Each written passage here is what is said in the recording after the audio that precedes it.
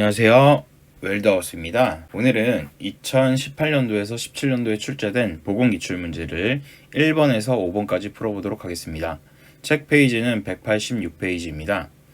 1번입니다. 용접부의 시험 검사 중에서 야금학적 시험 방법에 해당하지 않는 것은 했습니다.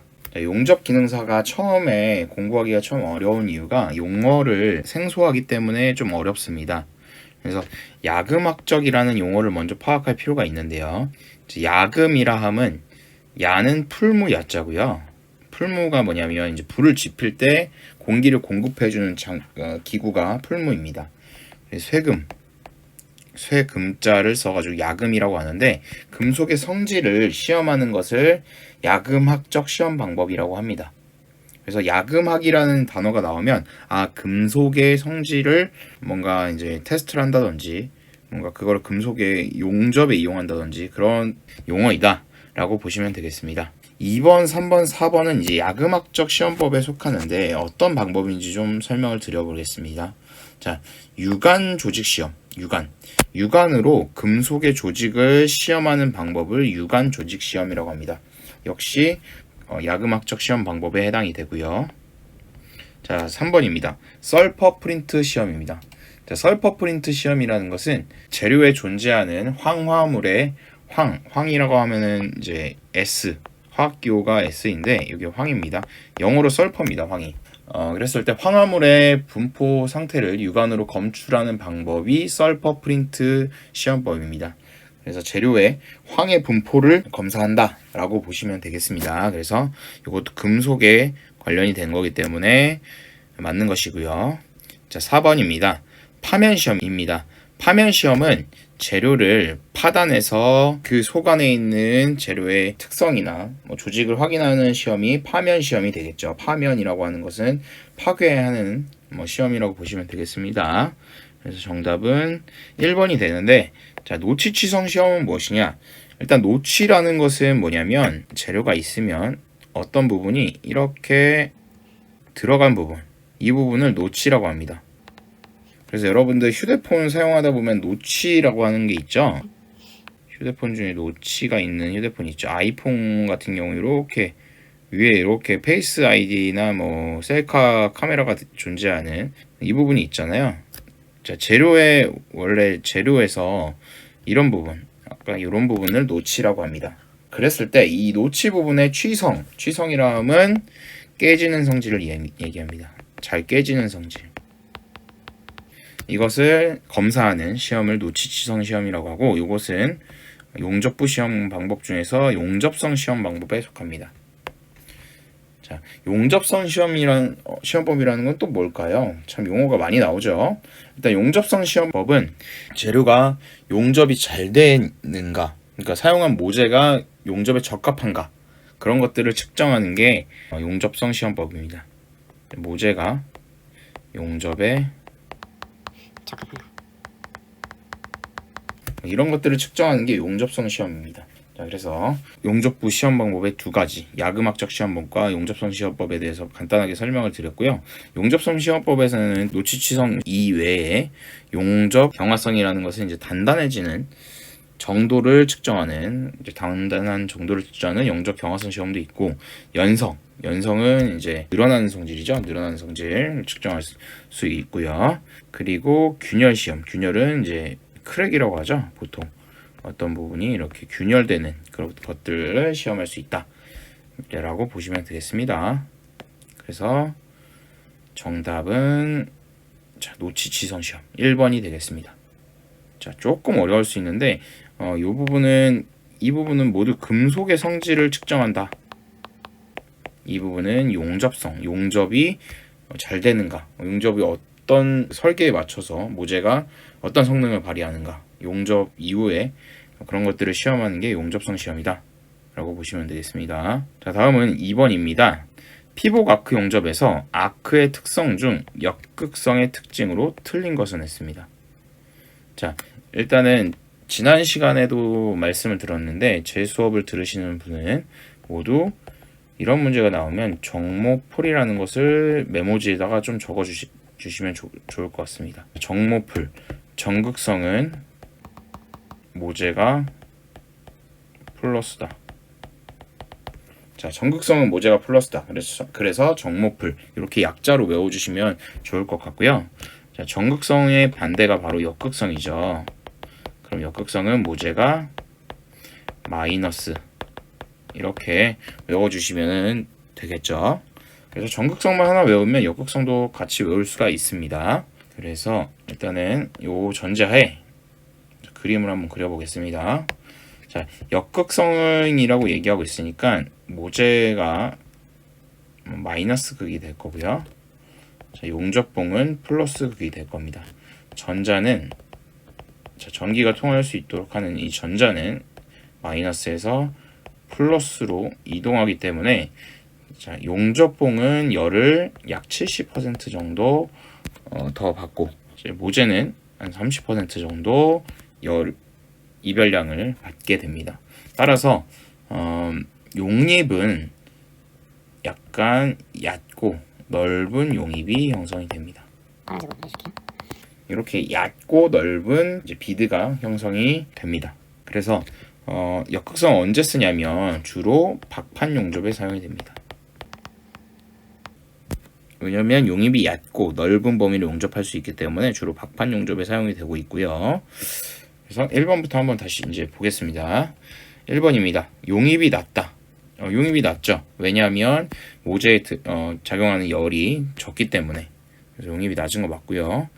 자, 2번. 얇은 판의 용접에 사용된다. 자, 상대적으로 전극성에 비해서 모재가 받는 열량이 적기 때문에 얇은 판을 보통 박판이라고 하죠. 박판 용접에 사용이 되는 게 맞습니다. 3번입니다.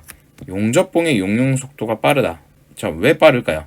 용접봉이 열을 더 많이 받기 때문에 용접봉의 용융 속도가 빠릅니다. 그래서 맞습니다. 자, 4번입니다. 비드폭이 좁다. 비드폭이 좁다는 것은 상대적으로 전극성과 비교를 한 거겠죠. 자, 전극성은 비드가 어떤 식으로 형성이 되냐면 역극성이 이제 이렇게 넓게 형성이 된다면 전극성은 약간 깊고 좁게 형성이 됩니다. 그래서 비드폭이 좁다는 것은 전극성에 해당이 되기 때문에 4번은 틀린 오답이 되겠죠. 그래서 정답은 4번입니다. 자, 이해하실 수 있겠나요? 역극성이 상대적으로 모재에 작용하는 이별량이 적다. 이렇게 보시면 되겠습니다. 혹시라도 이제 용입이라는 단어를 처음 들어보신 분이 있다면 용입은 무엇이냐면 모재가 녹아서 들어간 깊이, 이 모재가 용접을 했을 때 녹아서 들어간 깊이를 용입이라고 합니다. 용입이라고 하고요. 그래서 그리고 요 비드라는 것은 용접을 했을 때 우리가 형성이 된 요 용접된 부분, 이 한 줄을 비드라고 합니다. 이것을 비드라고 합니다. 그래서 처음 들으신 분들은 이게 비드고 이게 용입이다 정도는 좀 알아두시면 좋을 것 같습니다. 자, 다음은 3번으로 넘어가 보겠습니다. 자, 3번은 피복 아크 용접의 피복제 중에서 탈산제, 자, 또 모르는 용어 또 나왔죠. 탈산제에 해당이 되는 것은 했습니다. 자, 탈산제는 무엇이냐? 탈출하다, 산소가 탈출하도록 도와주는 재료. 뭐 재료의 제자는 아니지만 탈산제는 산소를 제거해주는 성분을 탈산제라고 합니다. 산소 제거를 위한 첨가제고요. 자, 산소는 철로 예를 들면 철은 산소하고 만나면 산화철이 되죠. 산화철이 돼서 이게 별로 좋지 않은 영향을 끼칩니다. 그렇기 때문에 우리가 용접을 할 때 산소를 최대한 제거를 해주는 게 좋은데 그런 효과를 위해서 우리가 사용하는 게 탈산제입니다. 상당히 이 밑에 나오는 용어들이 상당히 어려운 용어들이고 처음 들어본 용어들이 많을 텐데 요 밑에 위에 부분에 표를 한번 보시면 여러 가지 이제 피복제, 우리 피복학 용접을 처음에 많이 배우니까 피복제가 이루는 성분이라고 보시면 되죠. 피복제를 만들 때 이런 성분들을 넣어서 조합해서 피복제를 만든다 라고 보시면 되겠습니다. 자, 고착제는 무엇이냐면 먼저 고착제는 피복제가 용접봉에 잘 붙어 있을 수 있도록 고착시켜주는 역할을 하는 게 고착제입니다. 자, 두 번째, 이 탈산제는 뭐냐? 아까 말씀드렸지만 산소를 제거하는 목적으로 되는 첨가제가 탈산제입니다. 자, 아크 안정제는 무엇이냐? 우리가 용접을 할 때 아크가 발생하잖아요. 피복제가 없으면 아크가 잘 발생이 안 하거든요. 왜 그러냐면 이 피복제 안에는 아크를 안정시켜 줄 수 있는 재질의 성분들이 들어가 있기 때문입니다. 그리고 가스 발생제가 있습니다. 우리가 피복 아크 용접을 하게 되면 가스가 발생하는 부분들이 있는데, 가스를 발생시켜서 용접부를 보호해주는 첨가제가 가스 발생제가 되겠습니다. 자, 다음은 슬래그 생성제입니다. 슬래그 생성제는 용접을 하고 슬래그가 생성이 되도록 만들어주는 게 슬래그 생성제죠. 자, 그 다음에 합금 첨가제라는 게 있습니다. 합금 첨가제는 우리가 용접을 했을 때 필요한 합금들을 첨가를 해주는 재질이 되겠죠. 그래서 문제에서 말하고자 하는 것은 탈산제였기 때문에 이 탈산제에 해당하는 걸 찾으면 됩니다. 근데 이거를 다 외우는 건 상당히 어려운 일이죠. 그래서 요거는 상당히 난이도가 조금 있는 문제라고 좀 보시면 될 것 같고요. 요게 조금 문제가 어렵더라도 다른 쉬운 문제들도 있기 때문에 이런 문제가 있다 정도 알아두시고 요 문제가 나왔을 때 최대한 아는 만큼 좀 푸시면 좋을 것 같아요. 일단은 규소철. 자, 규소철이 이제 보통 페로실리콘이 이제 규소철의 용어입니다. V와 Si 규소가 합쳐진 게 이제 페로실리콘인데, 요거는 탈산제로 사용이 됩니다. 티탄철, 망간철, 알루미늄, 페로실리콘, 소맥분은 밀가루입니다. 톱밥 이런 것들이 탈산제로 사용이 된다 라고 보시면 되겠습니다. 그래서 정답은 보시면 페로실리콘, 소맥분, 톱밥 요 세 가지가 있는 4번이 되겠죠. 자, 여기 보면 니켈이 해당이 없고요. 여기서는 1번에서는, 2번에서는 구리가 해당이 없고요. 3번에서는 페로바나듐 얘가 없죠. 그래서 정답은 4번이 되겠습니다. 요거 상당히 어려운 문제인데 뭐 자주 출제되지는 않는데 그래도 한 번씩 나오니까 여러분들이 조금 알고 계시면 좋을 것 같아요. 자, 다음은 4번입니다. 이산화탄소 아크 용접 시 두통이나 뇌빈혈을 일으키는 이산화탄소 가스의 농도는 했습니다. 요런 문제가 이제 좀 반드시 맞춰야 되는 문제입니다. 우리가 기능사 시험 보시면은 100점 중에서 60점만 맞으면은 이제 합격이 되는데 필기가 통과가 됩니다. 그래서 너무 어렵거나 좀 자주 등장하지 않는 문제는 정말 어려워서 풀지 못할 확률도 많습니다. 그렇기 때문에 이런 문제들은 반드시 맞춰주셔야 되는 것이고요. 4번부터 먼저 보겠습니다. 이산화탄소 아크 용접. 이산화탄소 아크 용접이 CO2 용접이죠. 이제 이렇게 용접을 하다 보면 여기서 CO2 가스가 이런 식으로 나오는 것이 CO2 용접이죠. 이제 CO2 가스는 용접부를 보호해주는 역할을 하죠. 자, 그랬을 때 두통이나 뇌빈혈을 일으키는 이산화탄소 가스의 농도, 요거는 조금 암기를 해주셔야 되는 부분인데 3에서 4%의 농도, 그러니까 공기 중에 이산화탄소는 굉장히 미량 들어가 있습니다. 1% 정도 들어가 있는 것으로 알고 있는데요. 1% 이하로. 자, 근데 공기 중에 그러면 제일 많은 비중을 차지하는 게 뭐냐? 78%가 질소입니다. 자, 나머지 20% 정도가 산소입니다. 나머지 이제 2% 정도가 여러 가지 다른 뭐 알곤 가스도 있고 이산화탄소 가스도 있고 뭐 여러 가지 다른 가스들이 있는데, 어쨌든 가장 많은 범위를 차지하는 게 질소와 산소입니다. 그런데 여기 이 비율이 깨져서 이산화탄소 비율이 높아진다. 그랬을 때 어떤 현상이 일어나는가를 이제 문제에서 물어보는 것이고요. 3, 4%만 들어가도 일단은 두통이나 뇌빈혈이 발생할 수 있습니다. 뇌빈혈이 이제 빈혈 있죠, 빈혈. 그냥 어지럼증이라고 보시면 돼요, 어지럼증. 그래서 CO2 용접을 밀폐된 공간에서 오래 하다 보면 약간 머리가 어지러운 느낌이 좀 들 수가 있습니다. 그리고 15% 이상이 되면 위험한 상태가 됩니다. 이건 좀 위험하다. 자, 30%가 이제 넘어가면 진짜 중독이 돼서 생명의 위험이 있습니다. 그래서 이 이산화탄소, CO2죠. 이산화탄소는 화학식이 CO2입니다. 자, 탄소가 하나, 산소가 2개 해가지고 CO2인데, 이게 너무 많아지지 않도록 반드시 환기를 좀 해주면서 용접을 해줘야 되고요. 그리고 이제 문제에서 말하고자 하는 것은 두통이나 뇌빈혈을 이야기했기 때문에 이제 2번이 정답이 되겠죠. 이산화탄소 같은 경우에는 뭐 엄청 위험하지 않은 가스라고 사람들이 생각을 할 수가 있는데 가스 농도가 높아지면 또 위험할 수 있기 때문에 좀 조심해 주시는 게 좋습니다. 그래서 정답이 2번이었고요. 자, 다음은 5번 문제 보겠습니다. 자, 서브머지드 아크 용접의 특징으로 틀린 것은 했습니다. 자, 서브머지드 아크 용접. 서브머지드 아크 용접은 보통 보면은 한번 기능사 시험을 보면 한 문제에서 두 문제 정도 출제가 됩니다. 이 서브머지드 아크 용접, 자, 일명 잠호 용접이라고도 하죠. 자, 용접을 할 때 얘는 수동으로 용접을 하는 게 아니라 기계가 자동으로 용접을 하는데, 왜 잠호 용접이라고 하냐면 어떤 와이어가 있고 이렇게 대차가 있습니다. 차에서 이제 와이어가 공급이 돼 가지고 이 대차가 움직이면서 용접이 됩니다.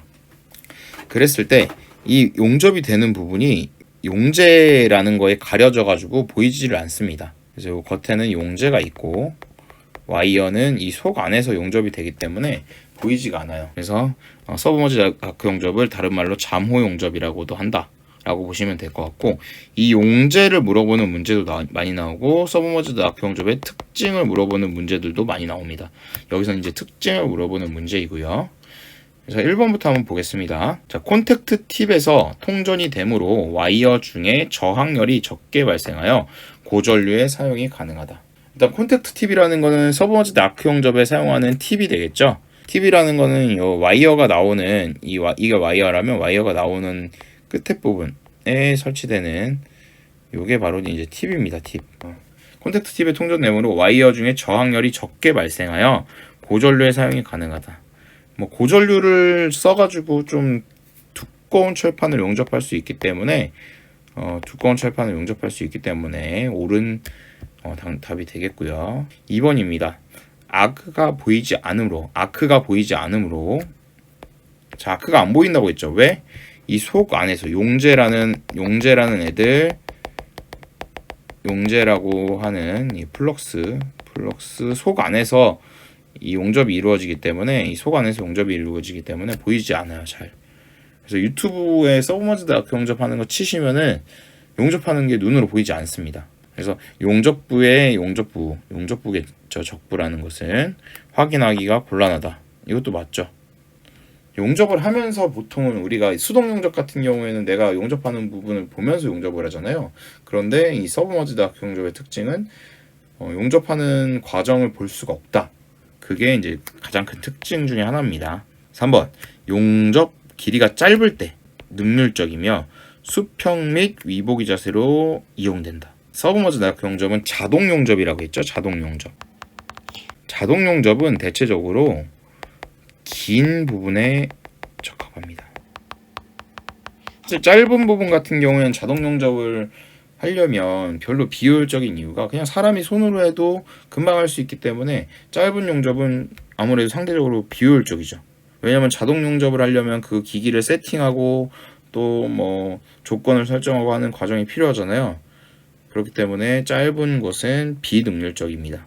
짧을 때가 틀렸고요. 그리고 이 뒷부분에 수평 및 위보기 자세라고 되어 있는데, 이제 서브머지드 아크 용접은 용재가 필요하다고 했죠. 용접을 할 때 어떤 용재, 모래 알갱이처럼 생겼습니다. 회색으로 된 모래 알갱이처럼 생겼는데 이 용재 안에서 용접이 되기 때문에 이 용재가 진짜 모래처럼 생겼어요. 그래가지고 이제 수평이나 위보기 자세를 하게 되면 이 용재가 어떻게 되겠어요? 용재가 밑으로 떨어지겠죠? 중력에 의해서. 그래서 이제 서브머지드 아크 용접 같은 경우에 아래보기 용접에 주로 적합한 거예요. 아래보기 용접에 주로 적합합니다. 그래서 정답은 이제 3번이 되겠습니다. 틀린 거 찾으라고 했으니까. 그래서 틀린 건 3번이 틀린 겁니다. 용접 길이가 길 때, 그리고 아래보기 자세 용접에 주로 이용된다가 맞고요. 자, 4번입니다. 일반적으로 비드 외관이 아름답다. 서브머지드 아크 용접 실제로 된 거를 유튜브에나 뭐 구글에 한번 쳐보시면 결과물을 보실 수가 있는데 상당히 비드 외관이 뭘 칠한 것처럼 아주 예쁘게 잘 나옵니다. 뭐 기계가 하는 거기 때문에 아무래도 훨씬 더 정밀하게 잘 나오겠죠. 그래서 비드 외관이 참 아름답게 형성이 된다는 거 아름답다는 건 참 주관적이지만 어쨌든 여기서 말하고자 하는 것은 특징을 얘기했기 때문에 옳은 답입니다. 2018년도에서 17년도에 출제된 보건기출 문제를 1번에서 5번까지 풀어봤습니다. 자, 감사합니다.